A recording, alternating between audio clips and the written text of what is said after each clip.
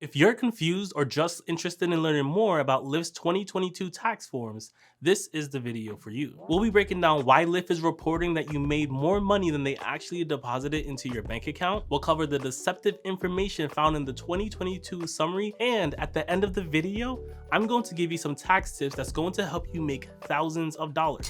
Not save thousands of dollars. It's going to help you make thousands of dollars. In order to get to these tax forms, I strongly recommend doing this on a computer. Go to account.lyft.com, enter the phone number associated with your account, and Lyft will text you a code. Once you put that code in, Lyft will annoyingly ask for your driver's license number, and I'm surprised that they don't even ask you for your Blood type. God, I don't know. I have to look it up at the house. Once you've got that done, you'll find yourself on your driver dashboard where on the left side, you'll see an option for tax information. And the first tax document we'll break down is the Federal 2022 1099 NEC form. 1099 is the tax code for self-employed people, and NEC stands for non-employee compensation. Businesses will use this form if they made payments totaling $600 or more to certain non-employees such as independent contractors like us. In Lyft's case, this means non-ride related earnings like bonuses and referrals for the 2022 tax year. Personally, I made $8,259.87 in bonuses and referrals. It's pretty straightforward, but if you find this video helpful so far, please consider hitting the like button. I'm on a mission to help people create the life that they want to live through financial freedom, and liking this video will help in spreading help to those who need help. It's a nice, free way to make yourself part of the process and changing the lives of other people. Let's take a look at the 1099K form, which is the more important form of the two. The 1099K includes the gross amount of all payment transactions, and you will only receive this form if you made over $20,000. So this is where a lot of drivers are realizing that the amount of money that was deposited into their bank account isn't matching up to the amount of money being reported by Lyft. That's because this is how much money drivers make before Lyft charges them a platform fee. So when the customer pays Lyft and Lyft pays you, Lyft takes out their fees before you even see that money. So when you drop a passenger off, the amount of money you see immediately after the ride is how much Lyft is paying you after they take out their platform fees. That might make you feel weird and sticky and ooey inside, but this video is just to explain how things are so that you can understand the numbers that are in front of you. So here's how to actually calculate your platform fees without going through your bank statement and adding up every single payment you've ever gotten from Lyft. The 2022 summary is an overview of all of your rides, online miles, earnings, and expenses. It's not a tax document, and it does have some deceptive information that we will cover, but it's still a very useful document. If we take a look at the gross earnings, we'll see some familiar numbers. The ride payments line is what we saw in the 1099K, and the non-ride earnings line is what we saw in the 1099 NEC form.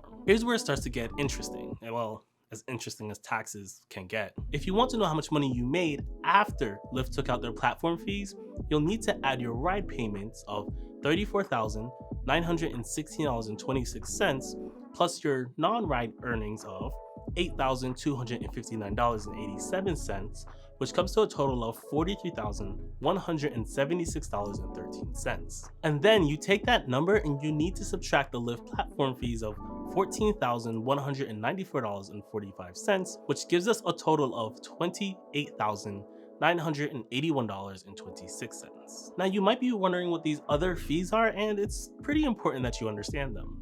The service fee is the total fee that passengers pay for the rides you gave. Service fees are added to every single ride to support some of Lyft's operational costs like insurance and background checks. Third-party fees are the total fees that passengers pay for the rides that you gave. This includes things like the airport fee or local taxes. This is what the customer pays, not something that comes out of your check. Keep that in mind. Now for me, this is something I really need to work on, and that's the express pay fee. I need this number to be 0. Right now, it's almost at $50, and I need to do better at being patient when it comes to getting my money so that I can avoid paying that fee. Looking back at the top of this form is some information that's kind of deceptive that can cost you thousands of dollars. So Lyft shows you how many miles you drove while being online in the Lyft app. The reason why it's split into 2 different time periods is because the government adjusted the standard mileage deduction rate when gas prices were fluctuating due to the war in Ukraine. Remember that? It's still going on. The January to June mileage deduction was 58.5 cents per mile, and then it was increased to 62.5 cents per mile for the rest of the calendar year. Unfortunately, the time you spend driving in the Lyft app will be less than your overall time spent driving while working. For example, if you turn the app off to go and get some gas, that's a business mile deduction. Or if you take a 2-hour ride and then turn the app off while you're going back to town to take more rides, that's another deduction that you're going to be missing out on. Those 2 hours of driving back won't be tracked by Lyft. This means if you use the numbers Lyft provided, you could be paying extra in taxes or even miss some major tax refunds because of it. And that leads me to the part of the video I know everyone has been waiting for. Here's some tips that I have to maximize your tax returns and how that will translate to you making thousands of dollars. Tip number 1. Track your own mileage. I track my mileage using 3 different methods because it's just too important to leave to just one method. I use Google Maps, which automatically tracks wherever I go. The downside to this is that it also tracks where I go when I'm not working. But it saved me in previous tax years because I can always look back at the days I work and pull my mileage. It's honestly a pain in the butt, but it's the most consistent method I have just in case something goes wrong with the other methods. The second method I have is using apps that track your mileage. I've used apps like Gridwise and Solo, but they're not perfect either. Gridwise only tracks your mileage if you remember to turn it on before you go driving and turn it off when you're done. Personally, I suck at both of those. So I've leaned a little more to using the Solo app. The problem with the Solo app is that it automatically categorizes my driving as business or personal expenses without any way to change it. You guys need to fix that. The third and most robust way I use to track my mileage is by using a physical mileage tracker book by Clever Fox. I never thought I would do this. I didn't want to do this, but this method is the most forgiving. If I forget to log my mileage, I can easily fill that back in the next morning before I go driving. I've also found that being forced to pay attention to your mileage rather than relying on automation gives me a little more intimacy with my business numbers and expenses. If you want to pick up this physical mile tracker by Clever Fox, I'll have it linked below. It's on Amazon. It'll get to you by tomorrow. Tip number 2. The standard mileage deduction isn't your only tax write-off. A lot of drivers think that just because you use the standard mileage deduction, that's the only tax write-off you can use. The mileage deduction only accounts for car-related expenses like gas, car repairs, and oil changes. But it does not include other expenses like your cell phone bill, for example, car payments, or the biggest expense you're likely to have on the Lyft platform, which is Lyft platform fees. We just talked about it. Yes, you can write off all of your platform fees and your express pay fees from your income because it's literally a business expense. It doesn't get any more expense than that. So let's use my own numbers as an example and let's compare it to someone who gets paid the same through a regular job. If I made $42,000 and drove 20,000 miles at a deduction rate of 62.5 cents, that deduction amount would be $12,500, and then we would subtract the $12,500 from the $42,000, giving us a taxable income of $29,500. From here, we can subtract the Lyft platform fees of $14,000, giving us a lower taxable income of $15,500. Using a South Carolina tax calculator, I would only have to pay a total tax of 9.3%, which works out to $1,441 in taxes. Someone who works a real job and makes just as much money as I did would have to pay around 19% in taxes on $42,000 for a total of $8,000.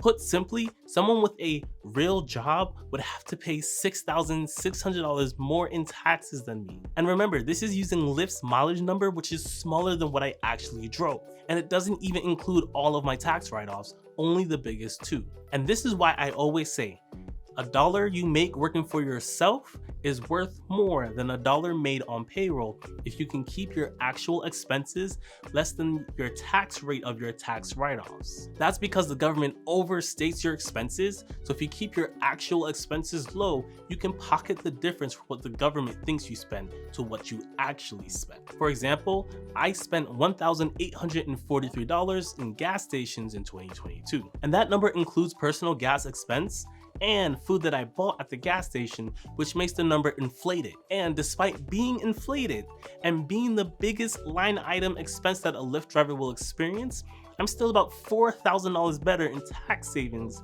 compared to someone with a real job. On top of that, with a $15,500 taxable income, the government will give me back an average of $3,000 in tax credits, which will further the gap between making the same amount of a real job versus being a driver for Uber or Lyft. Here's how the earned income tax credit works. If your income falls below a certain range, depending on how many dependents you have, the government will give you up to $6,935. The income limits can range from $16,480 all the way to $59,187, depending on if you're married and how many children you have. Compared to people on payroll, it's easier for Lyft and Uber drivers to qualify for these tax credits because of how high the standard mileage tax write-offs are and because of how high Lyft's platform fees are. This video isn't meant to be tax advice, but it's a way for you to learn what talking points to bring up when you talk to a tax professional, even if it's using TurboTax. I'm about to tell you how much debt I have, but before I do, I have a huge favor to ask of you guys. Chances are if you use my tips, they will save you hundreds, if not thousands of dollars,